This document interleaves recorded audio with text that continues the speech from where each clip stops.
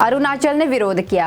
North east human rights ने RGU छात्रों के साथ मिलकर आज 6 शेड्यूल स्टेटहुड और जस्टिस इकोलॉजिकल सुरक्षा के लिए लद्दाख आंदोलन के साथ एकजुटता दिखाते हुए आरजीयू कैंपस दोईमुख में विरोध प्रदर्शन का आयोजन किया। उन्होंने शांतिपूर्ण विरोध प्रदर्शनों पर रोक लगाने और इंटरनेट प्रतिबंध तथा सीआरपीसी की धारा 144 को समाप्त करने का भी आग्रह किया। मार्च का विरोध करने के उद्देश्य से एक स्पष्ट कदम में लेह के डिस्ट्रिक्ट मजिस्ट्रेट ने 7 अप्रैल को सीआरपीसी धारा 144 लगाने का आदेश दिया और निर्देश दिया कि उनकी पूर्वी अनुमति के बिना कोई भी जुलूस, रैली या मार्च नहीं निकाला जाना चाहिए और मार्च से पहले शनिवार शाम 6 बजे से 24 घंटे के लिए इंटरनेट स्पीड को अस्थायी रूप से घटाकर 2G करने का भी आदेश दिया।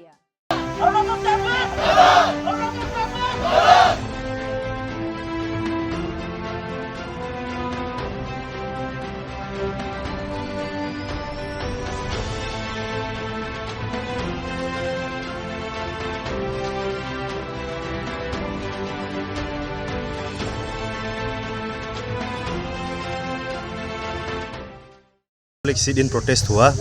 लद्दाख का जो प्रोटेस्टिंग पीपल है उनका सॉलिडारिटी में यहाँ पर आरजीयू का स्टूडेंट्स लोग आया, उसके बाद में लोकल यूथ्स लोग आया दोईमुख से और बहुत सारा लाइक माइंडेड सिटीजन्स आया कैपिटल से ना, ईटानगर नाहरलगुन से। और this sit in protest was organised by 3 organisations: north east human rights, Arunachal रेसिस एंड स्टूडेंट्स ऑफ आरजीयू।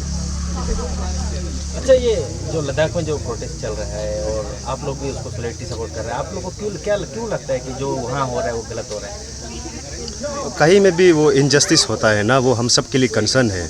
और वहाँ पे जो पीसफुल प्रोटेस्ट को, लोगों का राइट टू स्पीच को, freedom of expression of speech को जो करतेल कर रहा है ना, जो पीसफुल तरीका से वो प्रोटेस्ट, उसको क्लेम डाउन जो गवर्नमेंट लेकर आ रहा है, that is condemnable and very undemocratic in nature. And as concern people and educated people we should all condemn such tactics. Sir, जैसे कि अरुणाचल में भी अभी ये 6 शेड्यूल नहीं है, और बाकी नॉर्थ ईस्ट की बात करें तो जैसे कि असम, त्रिपुरा, मेघालय, मिजोरम में सब में है, तो आपको लगता है कि कहीं ना कहीं अरुणाचल प्रदेश में भी इस तरीके का कुछ इन फ्यूचर संभावना हो सकता है? मेरा तरफ से वेरी मच यस है इसके लिए ना, कि 6 शेड्यूल अरुणाचल जैसे लोग मल्टी एथनिक और मल्टी कल्चर जैसे स्टेट जो है ना, हम लोग भी 6 शेड्यूल का परव्यू में आना चाहिए। I think government has taken some initiatives. हम लोग का चीफ मिनिस्टर सर ने उनका आई थिंक लेजिस्लेटिव असेंबली में भी कुछ बिल पास हुआ, तो आप सब लोग ने भी बहुत मुद्दा होता है कि Arunachal should come under the purview of 6 schedule. I am also in yes for this. अच्छा, ये आप भी एक स्टूडेंट लीडर है और ये जैसे कि आपको पता है कि इलेक्शन का समय है, तो आपका तरफ से क्या अपील रहेगा? क्योंकि ये इलेक्शन का समय जब भी आता है तो मनी कल्चर का ही बात निकलता है, तो आपका तरफ से क्या कहना चाहेगा? मेरा तरफ से अपील रहेगा कि वोट वाइसली ना, चूज़ गुड लीडर्स जो सच में डेवलपमेंट लेकर आएगा। आप पार्टी का एफिलिएशन को मत देखिए, ये मत सोचिए कि किसको क्या टिकट मिला, कौन सेंटर में पकड़ है, कौन स्टेट गवर्नमेंट में पकड़ है, कौन सीएम साहब से क्लोज है, कौन डीसीएम से क्लोज है, कौन बीजेपी का टिकट मिला, कौन नहीं मिला।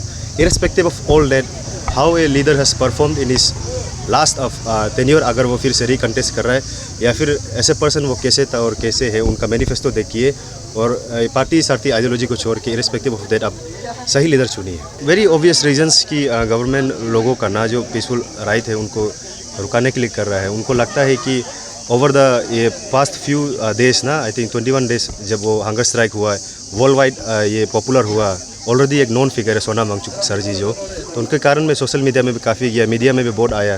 तो गवर्नमेंट कहीं ना कहीं इंटरनेट को भी बैन करके सीआरपीसी लगा के ये जो लोगों का पॉपुलर डिमांड है उसको रुकाने का कोशिश है। This is a deliberate attempt to silent the protesting people of Ladakh. It's very peaceful region ना, उसको ज़बरदस्ती किया जा रहा है।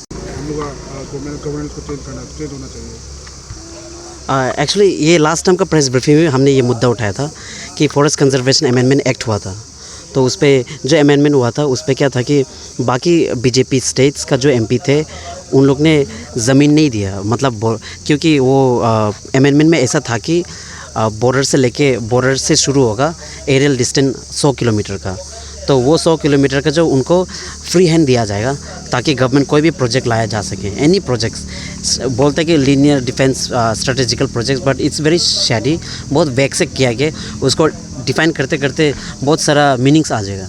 तो इसको लेके ये लागू किया, तो उन लोग ने क्या किया, जो बैठक था, मीटिंग था, तो मीटिंग पे त्रिपुरा था, त्रिपुरा के एमपीस ने बोला कि देखो 100 किलोमीटर्स नहीं दे सकते, क्योंकि वो एक ट्राइबल का स्टेट है और जो इंडिजिनस आदमी लोग रहते हैं वो लोग कैसे उनसे ज़मीन छीना जा सकता है। तो आप लोग ऐसे यूँ ही कुछ भी प्रोजेक्ट लाएगा आर्बिट्रेटली इम्पोज कर सकते हैं।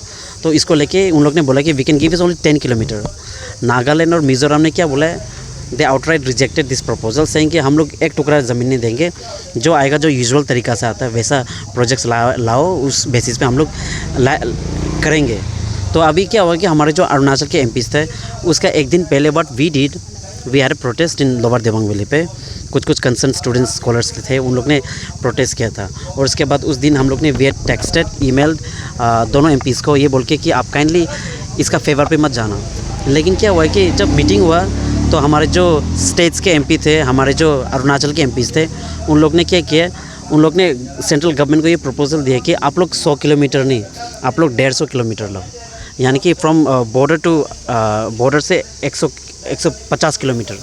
अभी आपको आइडिया में बता देते हैं, सबसे मोटा जो बॉर्डर से रोइंग तक ये आसाम का बॉर्डर तक है, सबसे मोटा इट्स 160 किलोमीटर, कुछ तो 100 किलोमीटर में ख़त्म हो जाता है। तो इससे पता चलता है कि एरियल डिस्टेंस में इतना ज़मीन चला जाता है। तो ये चीज़ को लेके क्या बोलते हैं हमारे जो एमपीस थे, they should be talking in the interest of the tribal people Arunachal का। आप सबको पता है, आप लोग खुद सोचिए कि ये ज़मीन हम लोग का, अगर कोई बाहर से प्रोजेक्ट आता है तो वी शुड हैव अ से ऑन दिस ना। हम लोग ये प्रोजेक्ट को इम्प्लीमेंट करेगा कि नहीं करेगा, हम लोग कुछ तो बोल सकते हैं ना। हम लोग का कुछ ट्रेडिशनल जो ज़मीन जा रहा है, लेकिन क्या हुआ कि वो रूल के हिसाब से ये जो आवाज़ है इसको भी दबोचा गया है।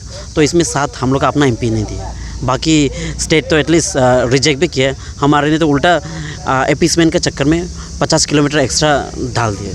वो आज का जो पीसफुल प्रोटेस्ट है, सिटिंग जो पीसफुल प्रोटेस्ट है, this was in solidarity to Ladakh. तो इन कॉन्टेक्स्ट टू लद्दाख जो हमारे जो स्टेट का हम का जो आप लोग सब्जेक्ट्स में आज जो बात कर रहे हैं, तो हमें हाईलाइट कर दीजिए कि हम लोगों को किस किस चीज़ से we have to be more aware कि आगे जाके हम लोगों का भी स्टेट उसी प्रकार हो जाएगा because of industrialisation and other privatisation. तो हम लोगों को प्लीज़ हाईलाइट कर दीजिए जो लॉ अभी भी हमारे यहाँ में है, जैसे कि you are quoting on CAMPA and all those जो फॉरेस्ट लॉज है। तो अभी CAMPA is a very good law actually ना, उससे एफोरेस्टेशन किया जाता है। लेकिन हमारे यहाँ अरुणाचल पे क्या है कि इसको ट्विस्ट टर्न करके करप्ट किया जा रहा है। तो आज का जो प्रोटेस्ट है, we are in the solidarity, आप लोग सबको पता है सोनम सर के साथ है लद्दाख ना, कि Ladakh are same tribal people like us ना। तो उन लोग ये डिमांड कर रहे हैं कि they want to govern themselves ना, उनका जो ज़मीन है, उनका जो रिवर्स है, उन लोग का हक बने, ना कि कोई आउटसाइडर ऑफिसर्स आके गवर्न करे, इम्पोज करे। तो ये चीज़ में क्या है कि we need to show solidarity, क्योंकि कल को जाके हम लोग से भी ये राइट्स छीना जाएगा। And overall we are not even constitutional protected like Nagaland, Mizoram ना, उन लोग का अपना ये आर्टिकल दिया गया है 371 ए और जी।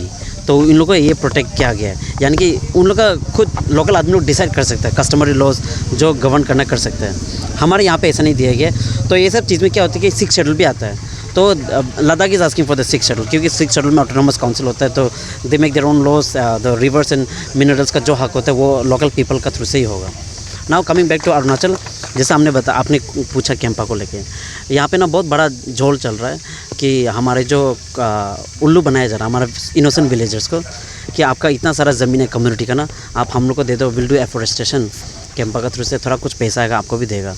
तो लेकिन क्या है उसमें क्या होता है कि उन लोग जो एक एग्रीमेंट में ये लिखता है कि इट्स अ डिग्रेडेटेड फॉरेस्ट। अभी जो 70 to 100 हेक्टर्स का जो ज़मीन है, it's not at all degraded, यानी कि उस पर पेड़ है, पौधा है, it's a lush green forest. हाँ, लेकिन वो जो एग्रीमेंट में गाँव वाला का साथ ये लिख देते हैं कि इट्स अ डिग्रेडेटेड फॉरेस्ट, वो क्लोज लगा देता है। तो उसका थ्रू से कैंपा का फंड लेकर आता है एंड देन देखिए को चिंती से थोड़ा सा पैसा दे देता है, जिसने साथ दिया था, ऐसा करके क्या करता है बाकी सारा खा देते हैं। तो ये सब चीज़ हमारे हाईवे पे किया जा रहा है, डैम्स का में किया जा रहा है। उसका जब रूल ये बोलते हैं कि कैंपा के हिसाब से कि जब आप 1 लाख पेड़ काटोगे रास्ता बनाने के लिए या तो डैम बनाने के लिए, तो वो 1 लाख का आपको कहीं भी पेड़ लगाना पड़ेगा। तो वो लोग जो क्या करते हैं, ऐसा छोटा छोटा पॉकेट्स ऑफ ज़मीन को लेकर रखा हुआ है, ये बोल के कि दिस ज़मीन आर बैरन लैंड या तो डिग्रेडेटेड फॉरेस्ट। तो वहाँ पे 1 लाख का जो प्रोजेक्ट आया था, वो 1 लाख ट्री कटिंग डाउन का, उसको वो ज़मीन पर ढाला जाता है इन पेपर्स, लेकिन असली में वो जो पेड़ पौधा होता है वो लगाया नहीं जाता, क्योंकि वो तो ऑलरेडी इट्स ग्रीन फॉरेस्ट ना, तो अब एक्स्ट्रा कहाँ से पेड़ पौधे लगाएगा। तो ऐसा करके उन लोग बहुत बड़ा सा जोल है कैंपा का, और ऊपर से VFR विलेज फॉरेस्ट रिजर्व बोल के ले जाता है। हमारे इनोसेंट विलेजर्स को पता नहीं कि VFR का एग्जैक्ट डेफिनेशन क्या है। कल को जाके ये फॉरेस्ट का ही रहता है, तो कुछ भी कुछ काटना हो, कुछ डिसीजन लेना हो ज़मीन का लेके, तो वो फॉरेस्ट डिपार्टमेंट से परमिशन लेना पड़ेगा। यानी कि बेसिकली ज़मीन तो चला गया वो है। We have seen lot of times कि आपको एंटी डैम नोशन की यहाँ पे अरुणाचल पे कि ये जो डैम बन रहा है ना, electricity that will be the one two consume, but that's very wrong. ये हम लोग को नहीं जाएगा। जो 400 मेगावाट के डैम्स होते हैं वो that is well enough to supply 7-8 almost the 80% of the Arunachal, या तो होल ऑफ अरुणाचल ना, इतना दे सकता है। ओनली 400 मेगावाट डैम ना वो दे सकता है, बट वी हैव इस 2000 सुबनसिरी का है वो है, और we have one is coming of 10,000 megawatt which is not at all necessary. तो व्हेन आई से डेवलपमेंट का अपना अपना तरीका होता है। लेकिन देखिए when we talk about the electricity ना, तो इलेक्ट्रिसिटी में क्या है कि we are well sufficient enough with this one pico hydro, जो हमारे डैम्स वगैरह होता है उसको अच्छे से बना देगा, तो वी आर वेल सफिशिएंट, तो डैम का ज़रूरत नहीं होता है। लेकिन in the interest of nation ना, कंट्री का हित में हम लोग ने क्या किया, वी गेव डैम ना, तो डैम तो हो गया, 2-3 हो गया, इतना और क्या चाहिए। There are another 50 more dams coming, उसमें से सबसे हाईएस्ट 10,000 to 13,000 मेगावाट का है। तो ये तो एक जॉक बन गया ना, मतलब हमारे ज़मीन पे सारा डैम बनाया जा रहा है, और दैट उसका जो पैसा ना, we are not getting anything. हाँ, वो सारा कमाएंगे, और प्राइवेट जो बैंक डेवलपर डैम डेवलपर्स है वो लोग पैसा कमाएंगे इलेक्ट्रिसिटी बेच के। what they are giving back to Arunachal, they are giving nothing, just 0.00 कुछ ट्रेजरी में जाएगा, एंड दैट ट्रेजरी में भी क्या होगा कि it will get corrupted. We everyone knows कि कैसा करके सबका कमीशन जाएगा। तो अल्टीमेटली जो जिसका ज़मीन जा रहा है उसको बस थोड़ा सा चिंती सा कंपनसेशन पैसा मिला है, वो तक कल परसों ख़त्म हो जाएगा। तब जाके अभी अल्टीमेटली जब ये सब चीज़ देखिएगा तो विद इन दिस 50 साल या 30 ईयर्स में 20-25 डैम तो ऐसे बन जाएगा, इतना सारा डैम बन जाएगा। I can share the dam का लिस्ट ना, कितना कितना MOA साइन किया गया, तो वो सब ग्रीन सिग्नल मिल जाएगा, कोई कुछ नहीं करेगा, तो अल्टीमेटली तो हम लोग का ये कैपिटल बन जाएगा डैम का। Last question from my side, we have seen कि अभी जो असेंबली वेस्ट है, जो अभी पार्लियामेंट इलेक्शन के लिए जो Techi Rana is coming up, तो उसका भी कुछ मैनिफेस्टो में ये सब रिगार्डिंग 6 शेड्यूल ये सब चीज़ लेके आया है। तो it's a very unique one, जो कि बहुत ज़्यादा पॉलिटिकल पार्टीज मैनिफेस्टो ये रहता है कि एम्प्लॉयमेंट पैसा देना, दिस एंड दैट होता है। तो राणा का आपको मैनिफेस्टो को कैसा लगा इस बार, and do you think that this is somewhere kind of stretching, मतलब जस्ट अब इस बार के लिए ये, how do you see this manifesto? अब राणा जी का मैनिफेस्टो तो हमने नहीं देखा, but since you mention that he has listed 6 schedule ना, you see there is the उसमें थोड़ा डिफरेंस हो जाता है मेरा ना। 6 schedule instead of asking for the 6 schedule protection, we can ask इस जो हम लोग का जो आर्टिकल 371H है उसको आप अमेंड कर दीजिए, या तो उसको हटा दीजिएगा, और इक्वल प्रोटेक्शन जैसा पावर दिया है नागालैंड को और मिज़ोरम को ना, वो आर्टिकल प्रोटेक्शन हम लोग को भी दे दो। We are not asking for the 6 schedule में क्या होता है कि I give the perfect example, Assam में क्या है कि वहाँ पे STB है, नॉन STB है, जनरल कैटेगरी के लोग भी रहते हैं, तो यानी कि वहाँ पे मिक्स लोग रहते हैं, तो वहाँ पे ऐसा इक्वल प्रोटेक्शन का आर्टिकल प्रोटेक्शन नहीं दिया जा सकता है। हाँ, लेकिन when it comes to 6 schedule एक छोटा सा पॉकेट में एक 6 शेड्यूल दिया जा सकता है। नाउ यू सी हमारे जो मोन रीजन फेडरेशन थे, they were demanding for the 6 schedule.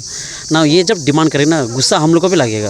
I am from Idumishmi tribe, you are from Nishi tribe, Adi Galo. अरे आप स्पेशल प्रोटेक्शन क्यों दे रहे हैं?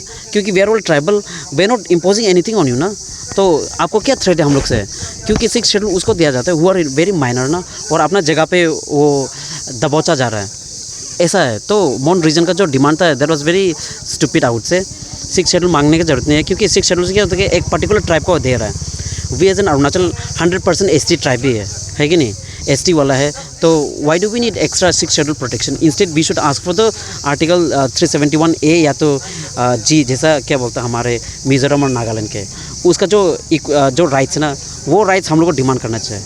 तो Techi Rana has demanded for the 6 schedule, he is actually demanding for the whole of state Arunachal, but then if you see वो 6 schedule इतना ये नहीं होता है, बिकॉज वहाँ यहाँ पे जनरल कैटेगरी नहीं है, तो we should better ask for the article 1, the article protection, जो नागालैंड बार I am saying which is with the Nagaland Mizoram, उन लोग का जो प्रोटेक्शन पावर है वो हम लोग को चाहिए, नॉट जस्ट शेड्यूल 6।